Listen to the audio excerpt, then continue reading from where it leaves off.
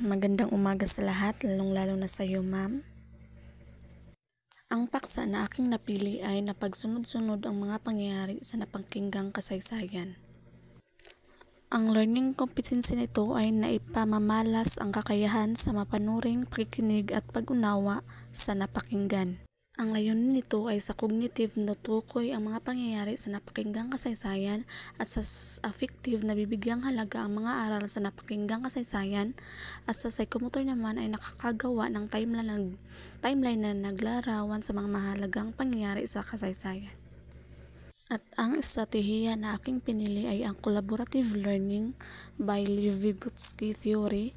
It emphasizes social interactions as the foundations of cognitive development, leading to collaborative learning, where students learn by working together, sharing knowledge, and scaffolding each other's understanding. So, dito sa engagement, ma'am, ay magbibigay ako ng 3 magkakaugnayan na gawain sa araw-araw.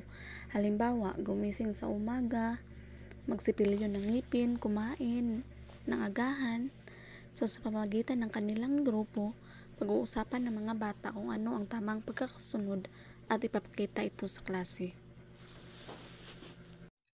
Magkaugnay ito sa aking paksa na pagkasunod-sunod ng pangyayari sa napakinggang kasaysayan.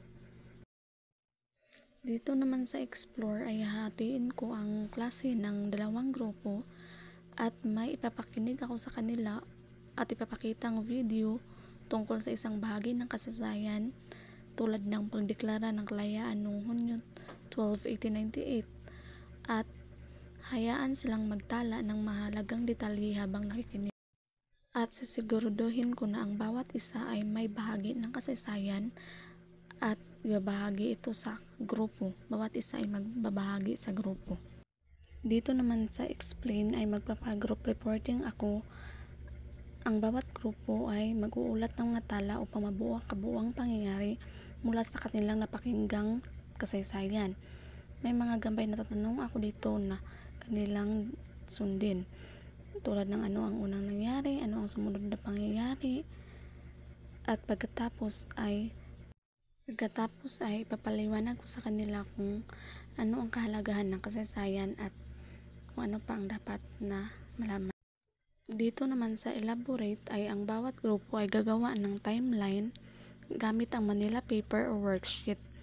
Idaragdag nila hindi lamang ang pangyayari kundi pati ang aral o kahalagahan mula rito. Pagkatapos ay ipapakita ng bawat grupo ang kanilang gawa at ilalagay ang timeline sa paligid ng silid at mag-iikot ang mga mag-aaral at magbibigay ng komento o karagdagang ideya bawat grupo. Dito naman sa Evaluate ay by pair ang paggawa nito at ipresenta nila sa harap.